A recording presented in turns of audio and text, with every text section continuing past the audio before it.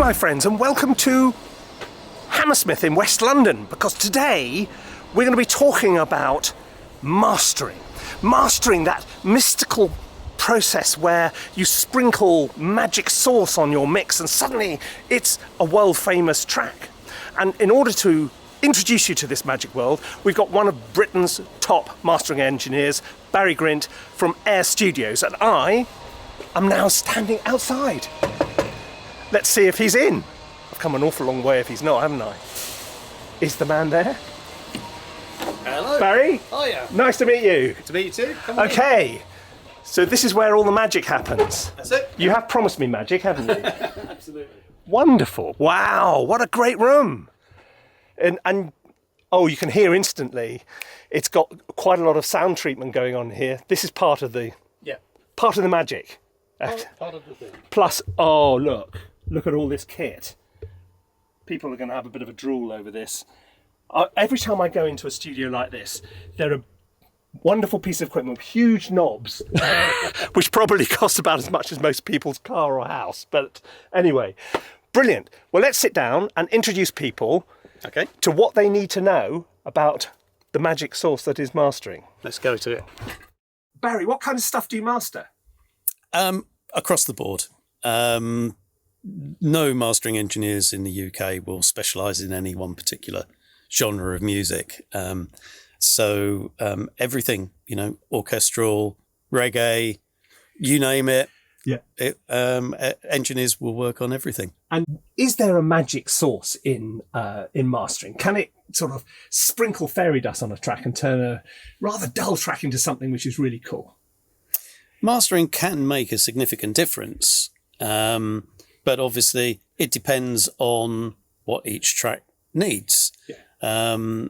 There is always the mix that comes in that sounds absolutely great, and you just leave it alone because it sounds great. There's no point in fiddling for the sake of it. But for other stuff, you can help it. The basic approach, although obviously, a piece of orchestral music is going to be completely different to a piece of reggae, your basic tools of the trade and your basic approach is what? More or less the same, just adapted for the different environment and context? Yeah, pretty much the same. I think that you just automatically have an expectation of how any particular genre should sound when you deliver it. Right.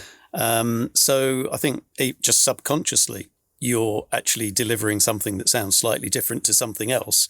But generally, you know the room. You only work in the one room. You know how things should sound. Yeah. And so it's a case of listening. Does it sound how I expect it to be?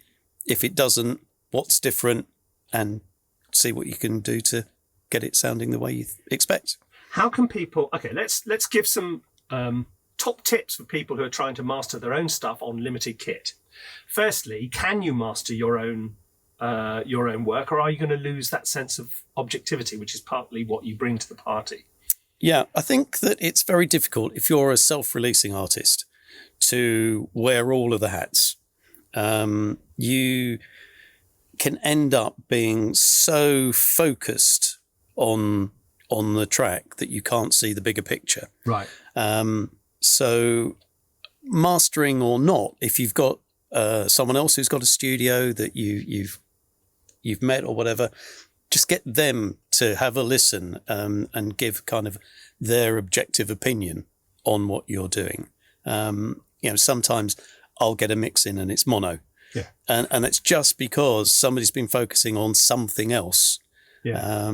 Rather than, unless you're really under time pressure, take a break, get away from it, come back and then listen afresh and then see if it's as you remember it. That's a really important one, isn't it? Not trying to do it all straight off the back of it. Give yourself a day, a week, a month, whatever, because a piece of music sounds so different when you come back to it. Yeah, it is quite difficult because it's dependent on how good your monitoring is, right, and whether your room has any defects in it acoustically.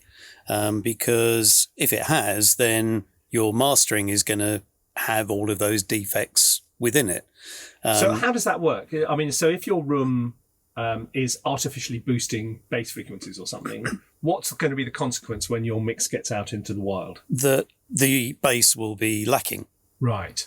Because you're hearing something which is not there. Exactly. And so, in a way, it's one of the good reasons to, get a mastering engineer, or just if you know someone else that's got a studio, just get them to cast an ear over it. A second opinion is always a good idea, because it will flag up things that you maybe aren't hearing. But also, sometimes a mastering engineer works on any number of different genres and releases over a course of a year.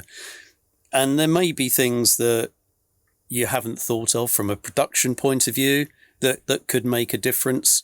And some of those can be achieved in mastering, but it may be something that the mastering engineer will go, have you thought about just doing this and changing the mix slightly? If you haven't got world's most wonderful speakers in a specially designed room, and you're actually, what can you do? Because you need to be able to rely on what you're hearing.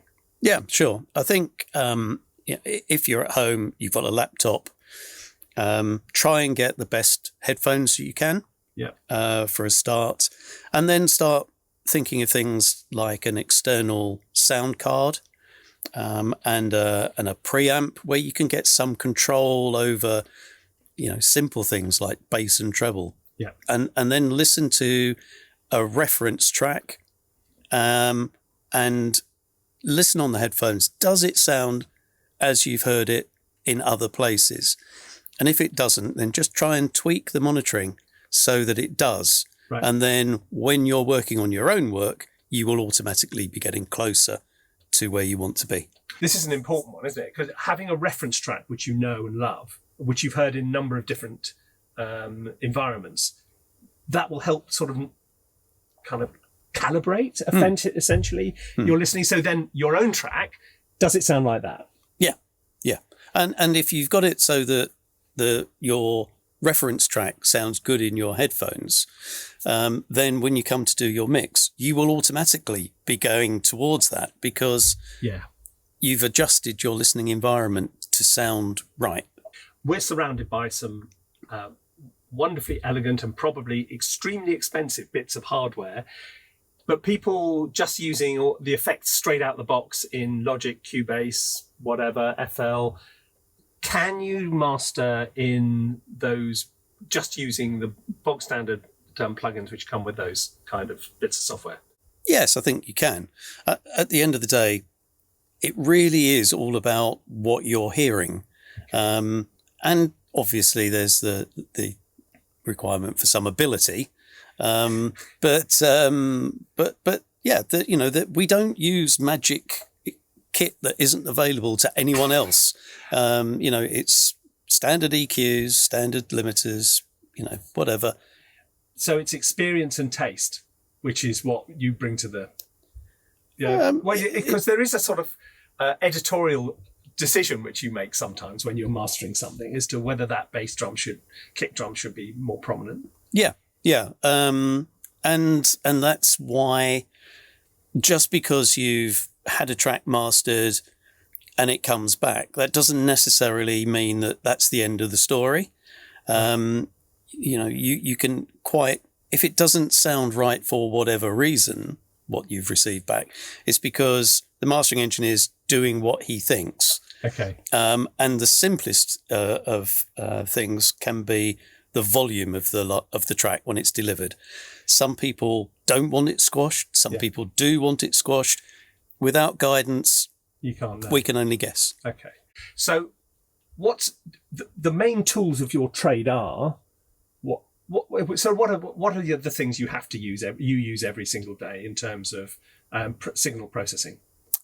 EQ, compression, limiting. That's it. There is in here a plugin for manipulating the stereo image that I personally use quite a lot, but that's my choice. Other engineers may not. We've been sitting here. We've mastered a couple of tracks for our to go in, as a part of a tutorial for our master's course in songwriting and music production, and I've been really surprised. But you're making really small changes which have really big impact. Seldom more than 3 dB of cut or boost on EQ. Yeah. And so we're using multiband limiting as well. Yeah. Which also has a sort of EQ-ish side to it, if you know what I mean. Yeah. It's a series of steps getting you to where you want to be, rather than trying to achieve it all in one go. Right. Sometimes trying to get a commercial volume using one limiter, for example, won't work, and the limiter won't be able to handle what's being asked of it. So you may have to use 2 in order to get there. And also just making sure that what you've done doesn't overload the next thing in the line. Right. So just keep an eye on your individual gain staging as you go through. To make sure so you don't get any kind of dodgy clipping and things like that. Dodgy clipping, not something we like. Don't try and do it all in one plugin. Right. Okay. So you're going to need separate EQs, limiters, compressors, and multiple sort of chains of them as well. Yeah. It can be multiple iterations of the same plugin. But to try and expect one limiter to get you from whatever level you've got your mix at to the commercial level is asking a lot. Right. Okay. And trust your ears and have fun. And equally be sensible about the volume that you go for. Don't absolutely leave it so there's no dynamic range at all.